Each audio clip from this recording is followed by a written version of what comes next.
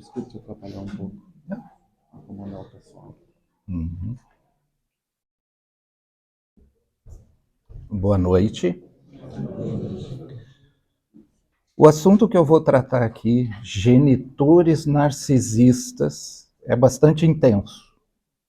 E para muitas pessoas pode ser bem estranho o que eu vou falar e acharem até irreal. Mas é origem de muitas tragédias, dramas familiares. E, infelizmente, muitas pessoas não têm nem noção de que participam desse drama, né? Quem olha de fora pode achar que é uma família de propaganda de margarina que está ali, mas é uma situação bastante sofrida para todo mundo. Embora possa parecer aqui que há, vamos colocar entre aspas, algoz e vítima, todo mundo sofre. Embora alguns até acreditem que não. E infelizmente, a noção de realidade das pessoas envolvidas fica bastante distorcida e acreditam que o sofrimento dessa forma é parte da vida. Por favor, muita informação. Eu vou ter que ler bastante aqui, porque é muita coisa. Então, eu recomendo que consultem depois essa palestra, e todas as palestras ficam na página Facebook do Espaço de Consciência, Amor e Caridade, é só procurar pelo nome da casa, no canal do YouTube também. E talvez seja necessário passar para alguém. Ressalva, de forma alguma, as coisas que eu vou explicar, apresentar, são diagnóstico. Vocês sempre precisam procurar um profissional da saúde mental, no caso, um psicólogo e um psiquiatra. E vocês vão ver que as coisas são bem complicadas e pode ser necessário os dois profissionais trabalhando em conjunto. As coisas que eu vou falar também são, vamos dizer, de um caso extremo que exigiria internação com análise psiquiátrica diária, todos os dias, para fazer um tratamento intensivo, né? E isso é uma minoria, vamos dizer. Então, isoladamente, qualquer item que eu falar não significa muita coisa. Somente um profissional vai poder, da área, vai poder analisar caso a caso e colocar os pesos nas coisas. Cada fato tem um peso, ele vai avaliar, analisar, cada caso é individual, ninguém é igual a ninguém. Essa palestra é só para abrir os olhos e colocar, tanto apresentar o que a ciência médica sabe hoje, apresentar, não é detalhar, e apresentar, que é o nosso foco, o que a ciência médica ainda não aborda, que são as origens e impactos espirituais além dos emocionais. Certo? Feita todas essas ressalvas, vou tentar explicar aqui. Bom, genitores é quem cria. Pai, mãe, avós, tios, alguém que assume o papel de ser pai e mãe. Papel de pai e mãe. É aquela pessoa importante. O narcisismo, tecnicamente chamado de transtorno de personalidade narcisista, não é exclusividade de pais, né?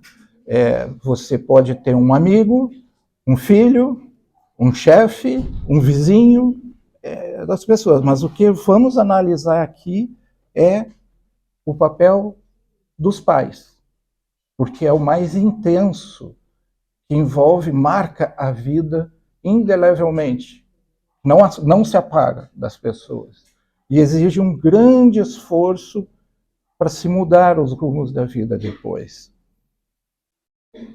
Bom, eu vou explicar aqui alguns comportamentos típicos, e como eu disse, são itens que isoladamente não significam muita coisa. Tem que ter um grande apanhado e só o profissional da área vai poder avaliar o peso de cada um. Prestem atenção. O narcisista tem uma necessidade permanente de admiração. Ele vai ser o centro de uma festa. E se ele não for, ele vai acabar com a festa. Achar um jeito. Eles têm o direito de nascença ao tratamento diferenciado. Tem megalomania. E ele tem fantasias de poder, de fama, de beleza e de competência. Ele tem um egocentrismo exagerado. O universo, o centro do universo é o umbigo dele. E ele só escolhe amigos que estejam à sua altura, que ele considere, que essa pessoa considere à sua altura. Ele simula afeição, e logo vocês vão entender isso. Afoga a vítima em tanta afeição, demonstrações de afeição. Essa pessoa narcisista encarna o personagem perfeito para os anseios da vítima. Às vezes parece até bom demais para ser verdade, e é mesmo. Condiciona, negocia suas demonstrações de afeto. Sempre é uma troca. Não, eu te dou um abraço se tu fizer isso para mim. Ele tem ausência de empatia. Não é capaz de se colocar no lugar dos outros. Ele não compreende isso. Não adianta explicar. Tem preferência exagerada por um filho e um desprezo por outro. A gente vai voltar nisso. Causa discórdia na família e no grupo. Não é uma vez ou outra, é sempre, é recorrente. E aí entra outra face, o vitimismo. É sempre o coitadinho. E começa a manipular e plantar incerteza sobre o afeto da vítima em relação a ele. Não, tu não me ama. Eu sei que tu não me ama porque tu não faria assim, ou assado, ou coisas mínimas. Mas não é recíproco, não demonstra afeto reciprocamente. Não aceita críticas de nenhum tipo. Ele depois começa a isolar a vítima, separá-la dos amigos ou das pessoas que têm algum potencial de abrir os olhos.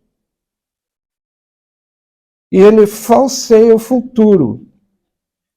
Planta vamos chamar de vítima, a ideia de que o futuro é somente com essa pessoa que controla a vida dele. Tem mudanças instantâneas de humor. Desvaloriza a vítima repentinamente. Tratamento de silêncio, gelo total para a vítima. E, de novo, vítima entre aspas, e a gente vai voltar aqui. Faz a vítima chegar a duvidar da própria sanidade mental. Não, tu não viu isso. Não, eu nunca disse isso. Mas eu tô ali. Não, eu não falei, eu não fiz. Não, tu tá vendo coisa. E até chega num ponto que eu acho que eu tô vendo coisa mesmo. Faz manipulação financeira ou torna a pessoa vítima dependente, extremamente dependente, ou a explora. E quando eu falo explorar, é explorar mesmo, sugar mesmo. Pratica uma vigilância stalker. Stalker é uma expressão que tem aí pela internet, que parece que tem câmera para todo lado, sabe? Pratica triangulação, que é colher informações da pessoa por outros, que chega num ponto, junto com a vigilância stalker, que tu começa a tossir, tem um ataque de tosse em casa, daqui a pouco tá o telefone, o que tá tossindo assim? Como assim? Não, é que o vizinho ouviu e já passou a dica para a pessoa, sabe? É uma coisa surreal. E faz comparações venenosas, geralmente. Não, mas o filho do fulano não é assim. Mas a filha da Beltrana não é assado. Né? Quisera eu que tu fosse que nem a filha de não sei quem. E começa. É extremamente competitivo. Aí tu vai começar a enxergar aquelas coisas estranhas, da mãe competindo com a filha, do pai competindo com o filho. E nessa competição chega a ser desleal. É rasteira, dedo no olho, faca nas costas. É mentiroso patológico. Não vacila, você não identifica. Jura pela alma da mãe que a bola é quadrada. Jura, mas tu tá vendo, não, jura, e não fica vermelho, não pisca o olho. E é vingativo, não esquece nada. 30 anos depois está lembrando daquele, lá em 1900 e coquinho, tu falou tal coisa. Em outros momentos é extremamente envolvente, sedutor e adulador, vulgo puxar o saco, quando interessa.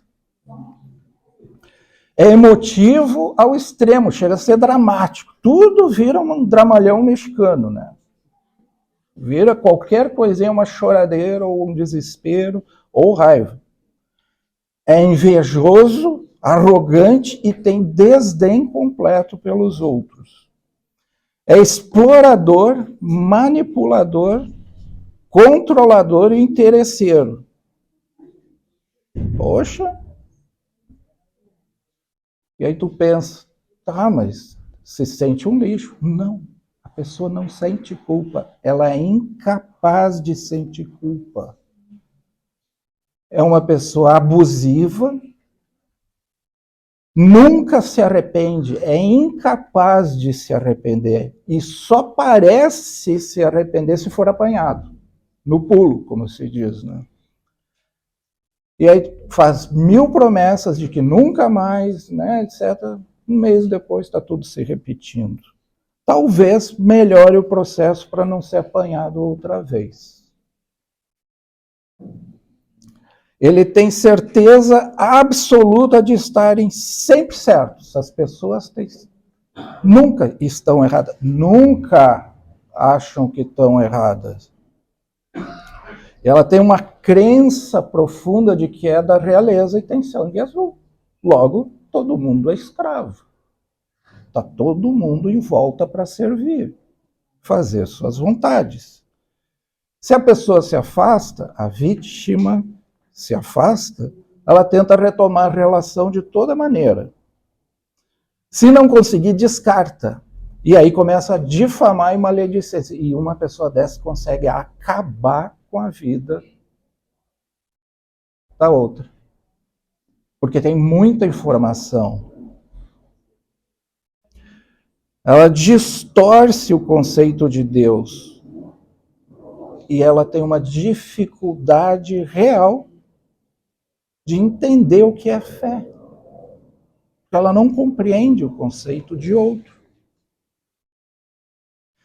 Ela é incapaz de uma caridade verdadeira. Ela faz como um evento social. Ela busca reconhecimento público. Ou, se já tem um pouquinho mais de informação e tem um pouquinho de dúvida, vai que eu esteja errado?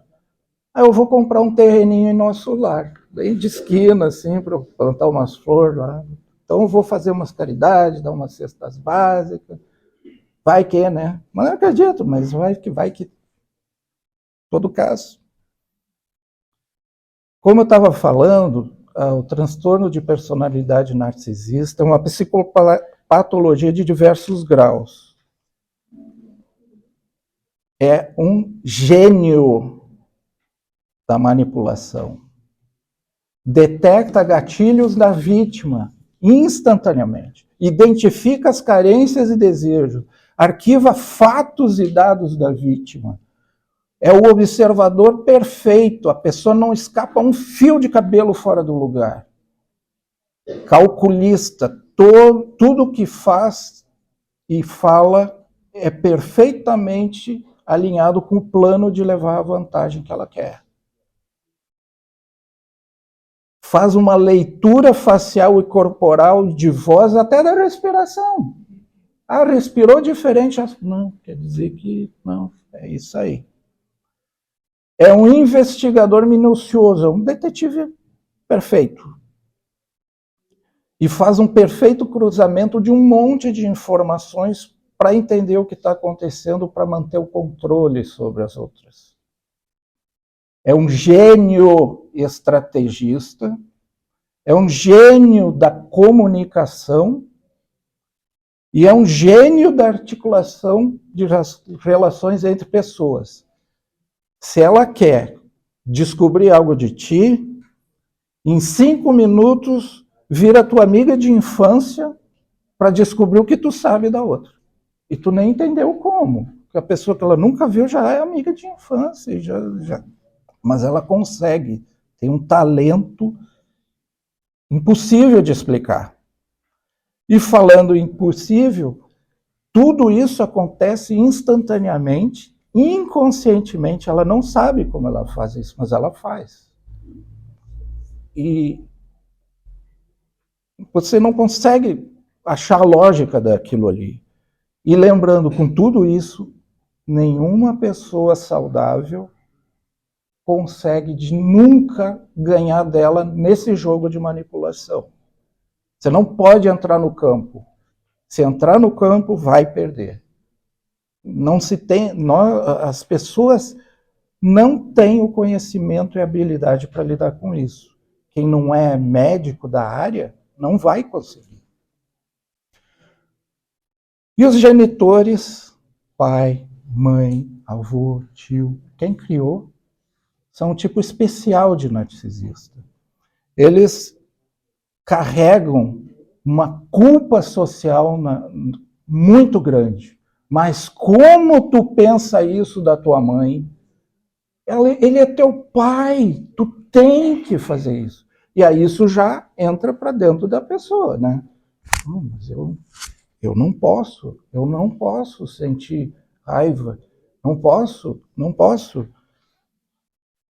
Eles se tornam, aliás, pela posição de ser pai, mãe, criador, né, assim, responsável, se tornam extremamente controladores. E como começa desde tenra idade, acabam distorcendo os conceitos de afeto na personalidade da pessoa. São muito invejosos, manipuladores, exercem um controle ferrenho, e quando as coisas não vão exatamente como querem, viram a mesa e se tornam as vítimas. É o fim. Vítimas totais. Tudo é culpa dos outros. Se estão numa reunião de família, eu já falei isso, e não for o centro das atenções e das conversas, primeiro tenta. Aí começa, não, porque essa festa não é tão boa quanto a minha. Foi antes. Não, mas esse bolo eu faço melhor. E se as pessoas já não concordar, daqui a pouco vira alguma confusão que a festa vai acabar. Vai acontecer. Por serem pais de atuarem desde a tenra idade, acabam distorcendo a fé e a religiosidade. Não é religião. Religiosidade, a ligação com Deus das pessoas, da criança. E aí começa talvez uma das piores tragédias dessa história toda. A própria vítima começa a replicar o comportamento do algoz. E daqui a pouco, conforme os anos passam, vai ter um neto narcisista. E o processo vai se replicando ao longo dos anos. E como eu já falei também, é uma das ligações mais fortes, porque mãe e pai, vamos usar no popular, moldam muito da vida da gente. Muito. Antes eu tinha falado do filho preferencial. Na técnica da ciência tem um nome. É o filho dourado que chamam. Só que não é bem simples. Esse filho preferencial, se não obedecer, vai ser castigado cruelmente para mostrar quem é que manda. E vocês vão enxergar esse filho dourado quando o cônjuge da pessoa, marido ou a esposa, faltar, esse filho dourado vai ser o substituto, vai se tornar o homenzinho da casa, vai se tornar a mãe da casa, entendeu? Vai cumprir muitos dos papéis do cônjuge e vai virar mais sugado ainda, vamos usar essa expressão. O filho expiatório é o outro vítima na família. Tudo de ruim é ele, é o culpado. Ah, bati o dedão na pedra, fui caminhar. Ah, foi culpa do Zezinho, aquela peste. Deve ter sido ele que botou essa pedra aqui, foi culpa dele. E por aí vai, né? Mas tudo de ruim vai ser a culpa de alguém, dessa pessoa. Se for filho único, os papéis podem acontecer alternadamente. De manhã é o filho do coração e de noite vira o culpado de tudo. E assim vai. E haja saúde mental para sobreviver a uma situação dessa.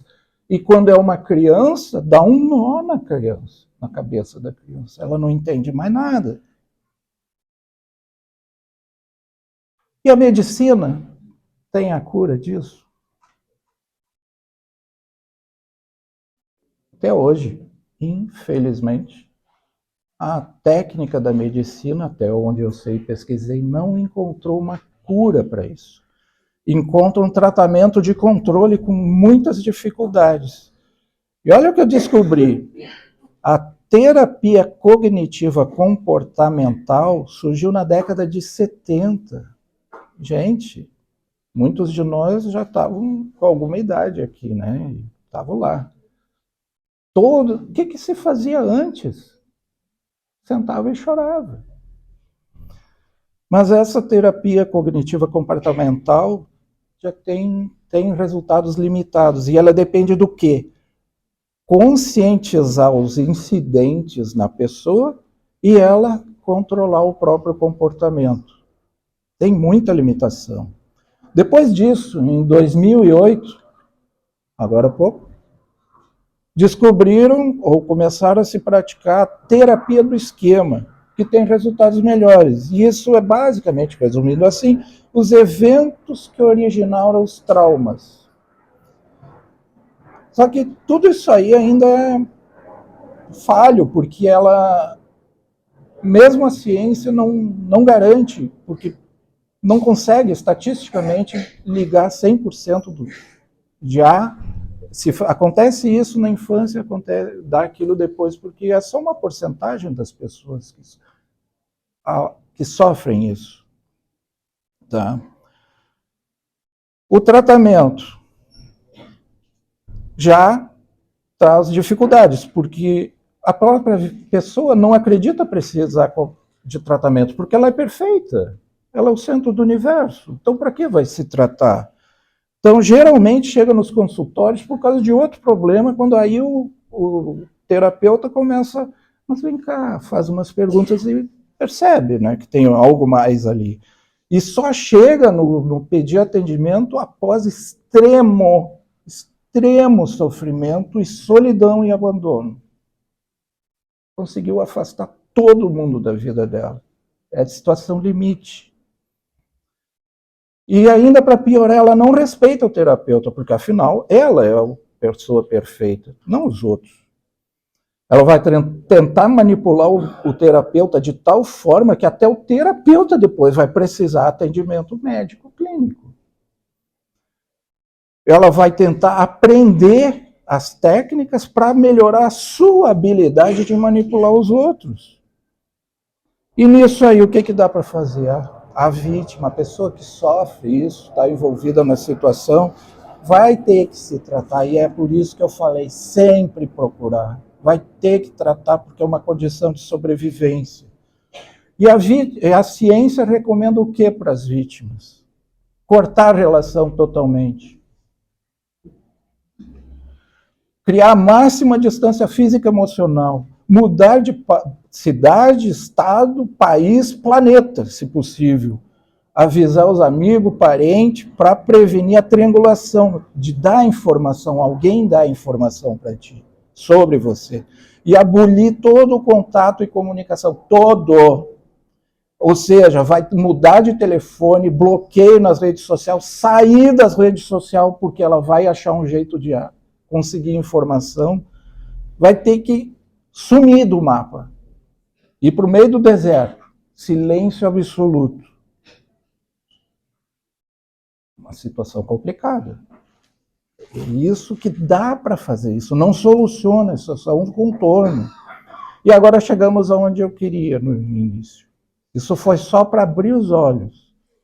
Aspectos espirituais. Essa é uma dificuldade da nossa ciência terrena, porque ela não leva em consideração nas análises, estudos, os aspectos espirituais. Então não consegue achar explicação. Por que com 98% das pessoas não acontece isso e com aquelas acontece? E como que alguém que não é filho de pais narcisistas acaba sendo narcisista? Como? Teve uma educação maravilhosa, pais maravilhosos, não consegue achar. São dificuldades. E aí a gente vai começar a trabalhar isso aqui, né? A pessoa tem dificuldade visceral em aceitar alguém superior como Deus. E as ligações passadas entre as pessoas. E isso a ciência não está aceitando ainda. A reencarnação. E é uma obsessão reencarnado para reencarnado. Lembra que lá no início eu disse para botar umas aspas entre algoz e vítima? Nós temos palestras aqui abordando isso. Quem é vítima? Quem é algoz? Por que Deus não faz coisas ao acaso? Por que eu fui reencarnar numa família assim? Por que eu tenho um pai? Ou porque eu sou pai de alguém e trato assim mal? Por quê? E essa é outro problema. As pessoas, eu estou falando para abrir os olhos, porque as pessoas às vezes não têm nem consciência que fazem isso com os outros, e os outros acham que é tudo normal, a vida é assim vai. Por que é que a gente está aqui reencarnado nos grupos familiares e de amigos? Para consertar relações. Então, o que a gente pode fazer olhando pelo lado espiritual? O famoso só Jesus na causa. Pelo menos a gente tem que fazer algo civilizado, uma convivência civilizada. E o mais importante de tudo, que é o objetivo dessa palestra aqui, ter consciência de que as coisas estão acontecendo, ou de que um está fazendo e de que o outro está sofrendo aquilo. Com essa consciência, tu começa a abrir os olhos. Vai ter que reformular o próprio conceito de fé, religiosidade, começar a entender, estudar um pouco mais da doutrina, né? A doutrina espírita é muito boa para explicar as relações de causa, efeito, reencarnações e todos os eventos que nos rodeiam, né? E nem que seja por caridade, porque às vezes a pessoa, um filho já está com um pai ou mãe idosa, e aviso, só piora com a idade a situação.